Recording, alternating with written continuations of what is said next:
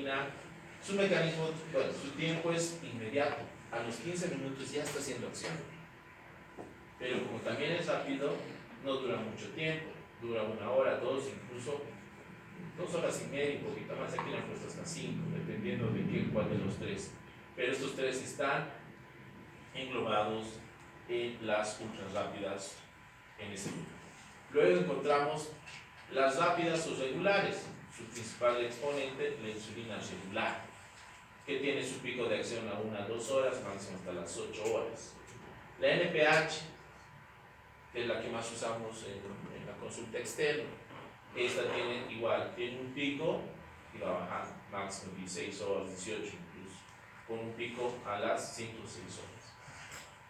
Luego encontramos las prolongadas, encontramos a la determin, a la gelatina o a la DQD.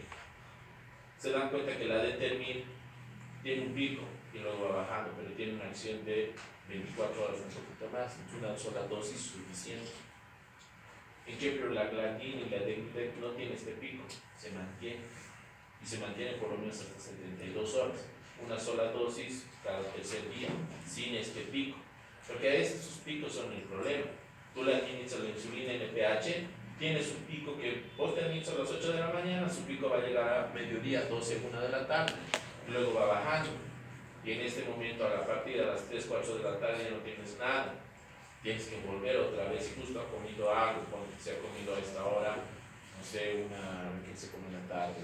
O sea, una pizza se ha tocado, ya sube su azúcar, pero no va a haber una insulina que baje. Por ese motivo se ha visto, se ha encontrado la gelatina y la DQD, que no tiene este pico, mantiene.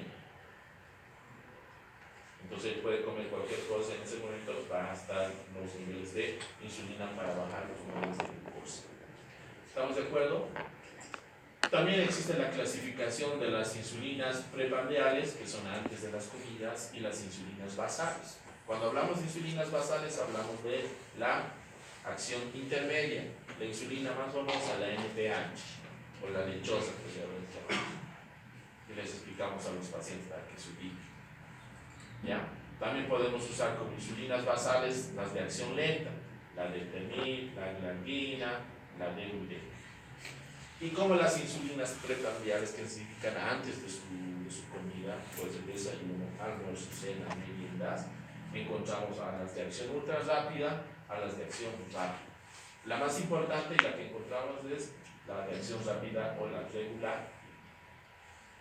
¿Esto en qué momento vamos a dar o en quiénes damos? Más que todo en pacientes diabéticos tipo 1, porque ellos no tienen insulina. Entonces tú le vas a dar una insulina basal con la NPH, le darás una dosis, la que siempre usamos, no sé, un paciente de 70, una dosis de 0.3 sale 21, 14 unidades en la mañana y 7 unidades en la noche. Yo las 2/3 partes en la mañana, 1/3 parte en la noche. Entonces me entienden, ¿no? Bueno, alguien si no me entiendes, me dice. Entonces en esa es su insulina basal. Pero ¿qué hacemos nosotros cuando él come, no sé, una pizza a las 4 de la tarde? O cuando se come una sartén? O en el almuerzo. Entonces ahí nosotros usamos las insulinas preprandiales, haciendo 3 picos en el desayuno, en el almuerzo y la cena. ¿De qué depende cuánto es la dosis, doctor? Básicamente depende del conteo de carbohidratos. Por eso en todos los alimentos que vienen envasados tiene el conteo de carbohidratos, te dice cuánto tiene de kilocaloría. Y 25 gramos de hidrato de carbono equivale a 1 unidad. Y se va contando. Entonces este paciente ha consumido, no sé, 75, entonces necesita 3 unidades de insulina para compensar, no sé, esa tucumana de media mañana o esa pizza, digamos. Y así vamos controlando. ¿Estamos de acuerdo? La terapia insulínica, básicamente, la insulina está indicada para el tratamiento de todos los pacientes con diabetes tipo 1, sí. Porque obviamente no tienen insulina. Y para los pacientes con diabetes tipo 2, cuya situación no puede controlarse adecuadamente con la dieta o con los fármacos orales. Y a la larga, porque el paciente a la larga va a estimular tanto a sus células beta pancreáticas que al final ya no van a llegar a producir. Entonces se vuelven insulino dependientes completos. Acá dice, el Colegio Americano de Endocrinología y la Asociación Americana de Endocrinología recomienda iniciar el tratamiento con insulina en pacientes con diabetes tipo 2 y un valor inicial con una hemoglobina de 9, o si la diabetes no está controlada a pesar de un tratamiento glucémico oral óptimo. ¿Qué significa esto? Si nosotros encontramos al paciente, viene el paciente y te reporta una hemoglobina glucosilada de 9, entonces tú tienes que iniciar directamente la insulina. El problema es que en nuestro medio tú le indicas al paciente, señora, tengo que iniciar insulina, se quiere morir, porque piensa que ya las desahuciaron. Entonces esa barrera a nosotros un poco nos impide para iniciar. Muchos me han visto una hemoglobina de 11 y sigo usando metformina o glibenclamida en el seguro. Y les digo, señora, tengo que usar insulina, no quiere. Pero por estudios y por los colegios se recomienda una hemoglobina glucosilada de 9, debes iniciar. Porque esta hemoglobina glucosilada me está diciendo que en los últimos 3 meses sus controles de glucosa están por encima de 280 miligramos. Y eso va a llevar consecuencias a larga. Corazón, riñón, nervios, todo va a ir afectando. Y aquí hablamos de las complicaciones. Básicamente las complicaciones es una etapa donde, bueno, la susceptibilidad genética, los factores ambientales, traslocación nutricional, obesidad, inactividad o baja actividad asociada a la insulinoresistencia, la obesidad central, HDL bajo, triglicéridos altos, aterosclerosis, hipertensión, son el inicio de las complicaciones que a la larga van a llevar aquí a la muerte prematura de este paciente. Niveles altos de hiperglucemia sin controles adecuados, altera y produce enfermedades cardiovasculares, aterosclerosis, hiperglucemias evolutivas, diagnóstico ya establecido de diabetes, ya va a llevar a complicaciones neuromicrovasculares, las cuales van a estar con una retinopatía, neuropatía. No lo llegas a controlar, van a llegar a producir ¿qué? Discapacidades, ceguera, ¿ya? En pacientes que están en hemodiálisis, enfermedades renal crónica, enfermedades coronarias, ACV, ¿ya? Vasculares, amputación en el pie diabético. ¿Entienden? La diabetes es una de las principales causas de mortalidad prematura. Adelanta, ya lo inevitable. Obviamente todos vamos a llegar a este punto. Nadie se va a salvar, es cuestión de tiempo. Pero en los pacientes diabéticos adelantamos esto. Y obviamente todas estas complicaciones que hacen sobrecargan nuestro sistema de salud, ya de por sí, que es malo. Y por eso muchos pacientes incluso mueren más antes, ya con sus complicaciones. ¿Estamos de acuerdo? Bueno, él ahora básicamente, como un resumen, básicamente son alteraciones genéticas, medioambientales, la microbiota está jugando muy importante actualmente. Entonces, bueno, han visto que el consumo de ciertos alimentos predispone con mayor rapidez a la diabetes, entonces están enfocando en esto, ya con la obesidad, la actividad física ya lo sabían, están haciendo más énfasis, y los factores dietéticos. Todo esto que va a llevar a una inflamación y una inflamación básicamente de las células beta pancreáticas que va a llevar a su destrucción. Esto va a llevar a que se mantengan niveles altos de hiperglucemia, va a llevar a una deficiencia de insulina, ya sea de tipo 2 o una ausencia por factores genéticos de diabetes tipo 1 y las complicaciones tanto macrovasculares como microvasculares. ¿Listo? ¿Tienen dudas, preguntas hasta acá? ¿Qué hora tenemos? 6. Tenemos 20, ¿no? Vamos a hacer comunicaciones. Esto.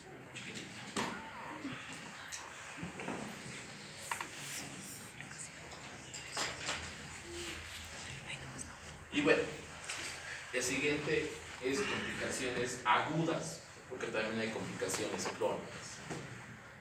Las complicaciones agudas de la diabetes mellitus son ¿cuáles son, chicos? Cetoacidosis, estado hiperosmolar hiperglucémico y hipoglucemia. Entonces, básicamente, si nosotros hablamos de una cetoacidosis diabética, tiene que haber este trigo. una hiperglucemia, cuerpos cetónicos y acidosis metabólica. Si tienes estos tres, tratamos de una acidosis ya diabética, una cetoacidosis. ¿Entiende? El apellido le va a dar la presencia de cuerpos cetónicos, porque todos van a tener hiperglucemia, pero cetonas no todos. Y estas cetonas, ¿qué van a producir? Acidosis. Ya está en trigo. Muy bien, más frecuente que en diabéticos tipo 1. ¿Por qué? Porque no tienen insulina. ¿Y qué va a hacer? Van a usar tejido adiposo y van a empezar a formar cuerpos cetónicos. El diabético tipo 2 también se produce, pero es menos frecuente. Y en este es por su resistencia. Sí tiene, por eso es muy poco frecuente, más sería un estado hiperosmolar, refiere a la literatura.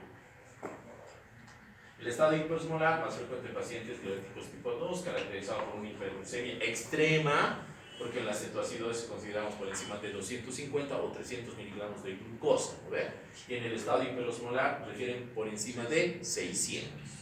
¿Y quién tiene que darle su apellido? La osmolaridad alterada. Tiene que tener una osmolaridad por encima de 310. ¿Lo ven? La deshidratación tiene que ser severa, casi igual que la cetoacidosis. Ambos vienen en estado de Chang. Y ausencia relativa de cetoacidosis. ¿Por qué les pongo relativa? Porque pueden tener niveles bajos de cuerpos cetónicos. Y por ahí te puede poner la duda. Pero hay cuerpos cetónicos y hay un estado hiperosmolar. ¿Dónde lo clasifican? ¿En cetoacidosis o estado hiperosmolar? Si la osmolaridad está alterada, es estado hiperosmolar, pese a que haya cuerpos muy poquitos de cuerpos cetónicos. Incluso hay alteraciones mixtas, donde la osmolaridad está alterada y los cuerpos cetónicos están alterados. ¿Está bien? La cetoacidosis tiene una mortalidad que alcanza entre el 10 al 15%, el 50% de los casos son reversibles, se puede corregir básicamente. ¿Ya? Muy pocas veces complicaciones agudas de tipo hiperglucemia llegan a fallecer. ¿Ya? O sea, llegan, pero muy pocas. Pero sí, las hipoglucemias es una complicación que vos a veces no le das mucha importancia si tienen más factores de riesgo para que lleguen a fallecer. Los diabéticos tipo 1 debutan con cetoacidosis. O sea, nadie sabe que tiene diabetes, porque de aquí, bueno, hasta los 5 años o 3, a veces incluso otros 2, nuestras mamás nos llevaban al médico, control de peso, vacunas. Pasa a los 5 años, se olvida mamá por el trabajo y nosotros en la adolescencia menos vamos a ir a hacernos control. Capaz a veces las mujeres van a sus controles alguna vez y ya, y eso. Los hombres solo dicen, no van. ¿Qué pasa? Que el paciente tiene diabetes, tipo 1 no se da cuenta, empieza sus células a poco a funcionar, no producen insulina, ¿no? Y el paciente empieza a tener sed, no sabe lo que está pasando, empieza a tomar Coca-Cola y bueno, todo ese círculo y el paciente entra en una cetoacidosis diabética, lo encuentran tendido en el piso, inconsciente. Hacen los análisis, glucosas altas, cuerpos cetónicos presentes, es cetoacidosis, no lo sabía. Y se confirma, por eso en el diabético tipo 1 es más frecuente la cetoacidosis. La cetoacidosis diabética son el resultado ¿qué? De una deficiencia de insulina absoluta o relativa. Absoluta sí, relativa también, porque poco a poco va disminuyendo ya las células a producir insulina. Aumento de las hormonas contrarreguladoras, ya no ayuda mucho en esto, aumentan más los niveles de glucosa. La mayoría de las cetoacidosis tienen diabetes tipo 1, la diabetes tipo 2 y es preocupante el estrés catabólico que sufren, las enfermedades agudas también están presentes, como cirugías, traumas o infecciones. Ya muchos de estos pacientes requieren cuidados en unidades intermedias o terapia, porque el paciente con complicación ya tanto cetoacidosis como estado hiperosmolar, muy rara vez lo tienes que manejar en tu sala de internación, porque es un paciente totalmente descompensado. Está hipotenso, está somnoliento, está taquicárdico, está anúrico. Entonces este paciente primero tienes que monitorizar, ¿ya? Buscar vías o accesos venosos grandes o catéter, colocarle sonda y cuantificar cada hora o cada 30 minutos los niveles de glucosa, la diuresis. Y eso no lo vas a hacer en tu sala de internación, porque la enfermera está manejando 10 o 8 pacientes. y el paciente cualquier dato se puede complicar. Entonces el paciente necesariamente necesita entrar a terapia intermedia o aguda, porque están en coma, ya no responden, va a haber afectación del sistema respiratorio y necesitan incluso la intubación. Ustedes saben que un Glasgow por debajo de 8 es intubación, no hay más. El programa del manejo, básicamente, el déficit absoluto de la insulina, el estrés, la infección, tratamiento insulínico insuficiente, qué sé yo, todo esto que va a llegar a desencadenar las hormonas contrarreguladoras. Y estas hormonas que son el glucagón, el cortisol, catecolaminas, hormonas de crecimiento, aumentan. Y todos estos, ¿qué producen? Glucosa. Entonces, mantienen niveles altos, lo que va a producir un aumento de la lipólisis. Esto consiguiente, ¿qué va a producir? Aumento de los ácidos grasos libres. Esto va a llevar a ¿qué? A un aumento de la cetogénesis y va a disminuir las reservas alcalinas, entrando a acidosis y entra la cetoacidosis. Y la cetoacidosis te va a llevar a ¿qué? A la acidosis láctica. Otro, disminución de la utilización de glucosa puede llevarte a una hiperglucemia. Y esta hiperglucemia que va a producir glucosuria, hipólisis osmótica, pérdida de agua y electrolitos, deshidratación. La deshidratación te va a llevar a ¿qué? A un estado hiperosmolar o a una acidosis láctica. ¿Ya? ¿Y qué más? La hiperglucemia también puede llevar a alteraciones de la función renal. Si hablamos del aumento de la proteólisis y disminución de la síntesis de proteína, aumento de sustrato de la gluconeogénesis, aumento de la gluconeogénesis, ya, ¿eso qué te va a hacer? Aumento de hiperglucemia, por consiguiente glucosuria, pérdida de peso, deshidratación. Y el aumento de la gluconeogénesis va a llevar a una hiperglucemia. Todo lleva a esto. Lo mismo, el aumento de los ácidos grasos te va a llevar a un aumento de la gluconeogénesis. La gluconeogénesis a una hiperglucemia. Todos estos factores de riesgo, todo esto va a llevar a ¿qué? A una hiperglucemia. Por un lado puede ser de tipo hiperosmolar, por otro lado de tipo cetósico. Factores que pueden precipitar esto. Infecciones, el principal. Inadecuada terapia insulínica. El paciente no se está administrando adecuadamente o está administrándose mucho para que se activen las hormonas contrarreguladoras. Pancreatitis, ¿ya? Infartos, accidentes cerebrovasculares, droga, el uso de corticoides, el uso de tiazidas, agentes simpaticomiméticos, el debut diabético, factor de riesgo, problemas psicológicos, desorden alimenticio, temor a ganar peso, a hipoglucemia. Usted sabe que hace hipoglucemia, su respuesta va a ser niveles altos de hiperglucemia. Eso de que no voy a comer, voy a tomar mis medicamentos, voy a bajar más rápido el azúcar. No se puede. Peor es, si tu cuerpo entra en hipoglucemia, se activan las hormonas contrarreguladoras y su nivel de glucosa está más alto. Enfermedades subyacentes con limitación de la ingesta de líquidos. Cualquier otra enfermedad, no sé, tiene, no sé, un bocio por aquí, no le dejan tomar ni líquidos, puede llegar a tener una complicación. Los síntomas, lo mismo de la cetoacidosis, básicamente pérdida de peso, dolor abdominal, náuseas, vómitos, fatiga, boca muy seca, dificultad para respirar, aliento a frutas o quita esmalte de ellos. Fruta de manzana, ese es el aliento o la respiración de Guzmán y ese aliento a fruto de manzana que el paciente con cetoacidosis va a tener. A esto de los síntomas que ya saben clásicos, va a haber el dolor abdominal porque el paciente se refiere a un dolor abdominal difuso. ¿Estamos de acuerdo? Y se asocia a toda la clínica, poliuria, polidipsia, pérdida de peso.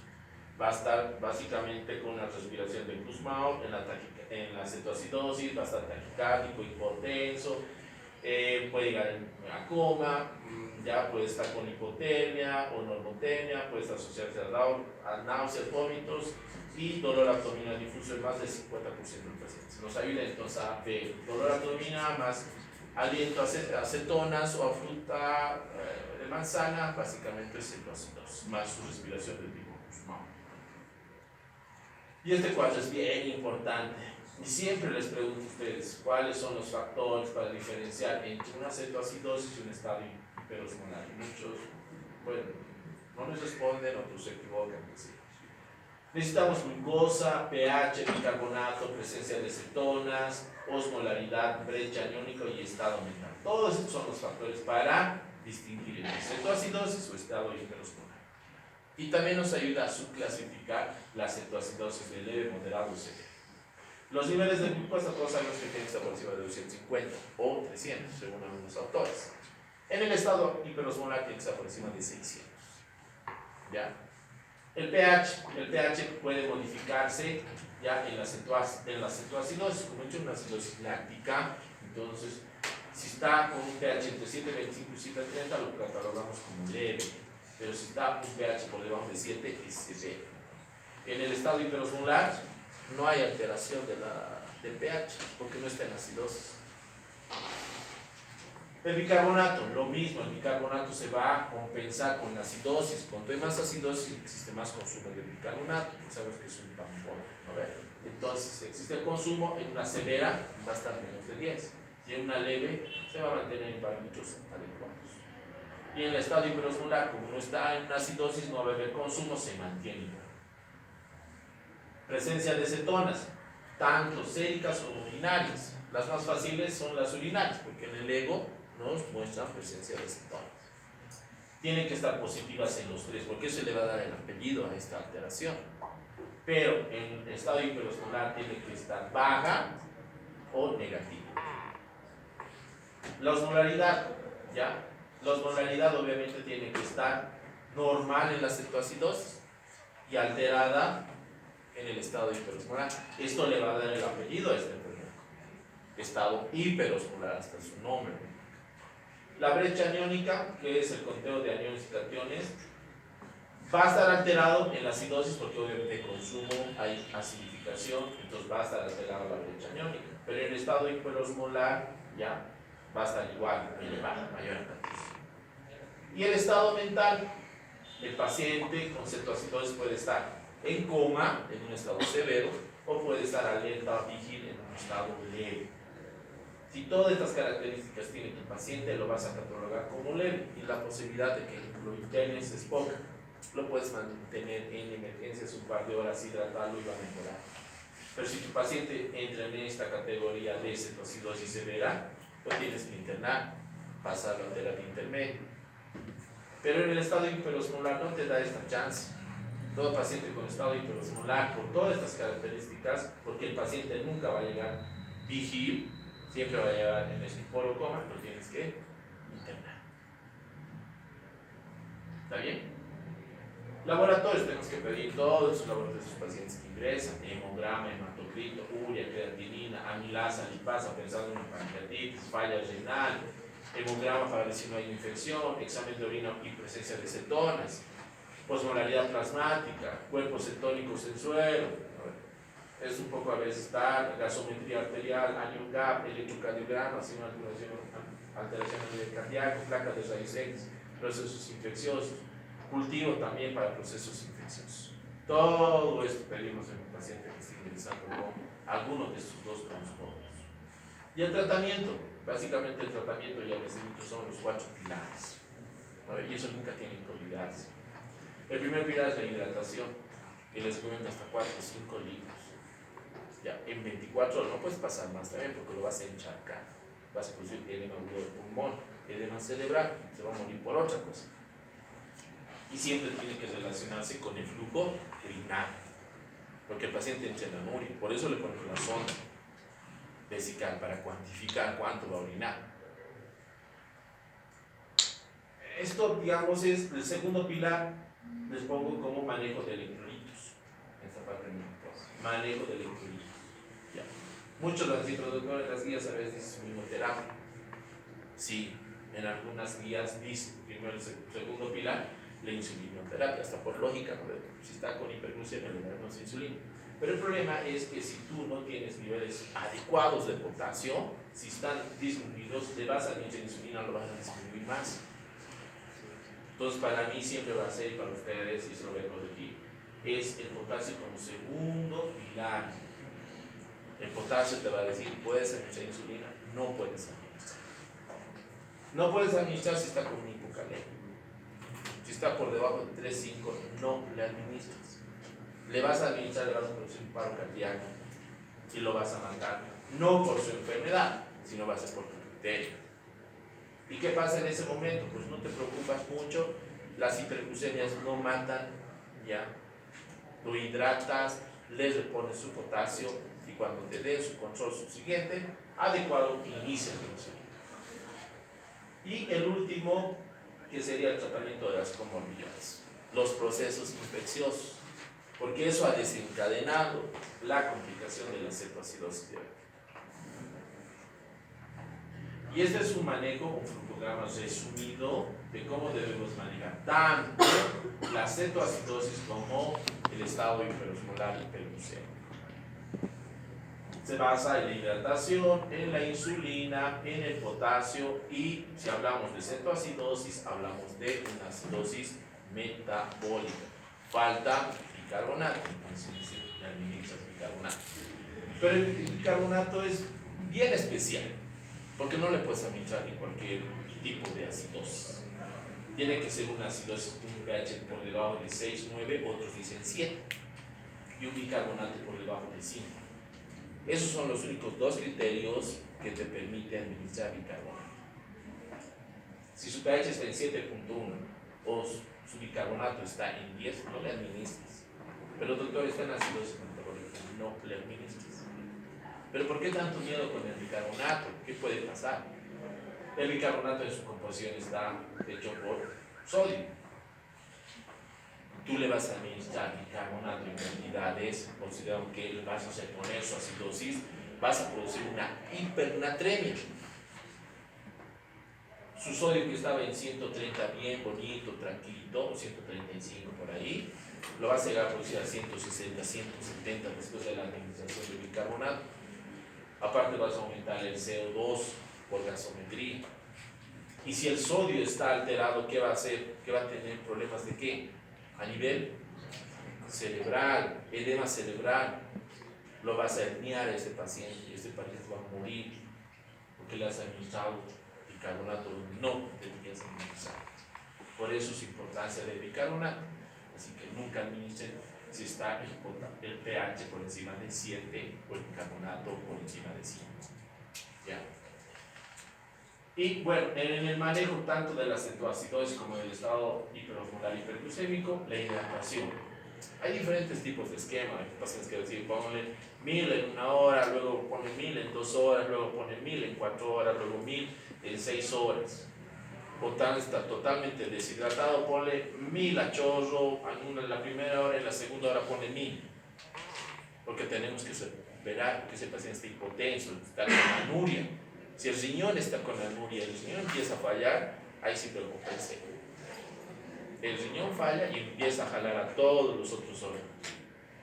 Pero si el riñón, puede que el hígado esté mal, el cerebro está mal, pero el riñón está intacto, vas a estar tranquilo en tu guardia, ese señor va a mejorar, esa señora va a mejorar.